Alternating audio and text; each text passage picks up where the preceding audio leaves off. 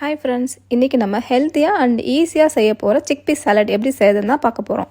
இந்த நியூட்ரிஷியஸ் சாலடை செய்யறதுக்கு தேவையான பொருட்கள் என்னென்னா, நைட்டே ஊற வச்ச கொண்டக்கடலையை 4 விசில் விட்டு நம்ம எடுத்துக்க போகிறோம் தனியாக. அதுக்கப்புறமா 1 கப் மக்கரோனியை தனியாக 10 நிமிஷம் பாயில் பண்ணி எடுத்துக்க போகிறோம்.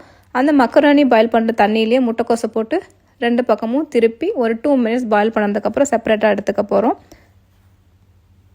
மக்ரோனி பாயில் பண்ணி வச்சுருக்கோம். அதுக்கப்புறமா முட்டைக்கோஸ் பாயில் பண்ணிவிட்டோம். சிக்பீஸ் தனியாக பாயில் பண்ணி எடுத்து வச்சுருக்கோம். அது கூட பெரிய வெங்காயம் 1 கட் பண்ணி வச்சுருக்கோம்.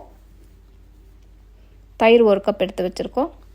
கார்னிஷிங்காக கொஞ்சம் கொத்தமல்லி தலையும் அதுக்கப்புறமா வெங்காயத்தாலும் கட் பண்ணி வச்சுருக்கேன்.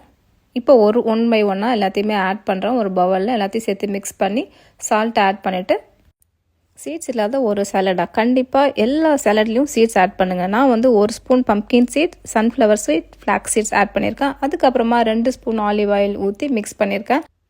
டயட்டில் இருக்கீங்களா ஃப்ரெண்ட்ஸ்? நீங்கள் கண்டிப்பாக இந்த நியூட்ரிஷியஸான சாலடை ட்ரை பண்ணி பாருங்கள். ட்ரை பண்ணி பார்த்துட்டு எப்படி இருக்குன்னு கமெண்ட்டில் சொல்லுங்கள்.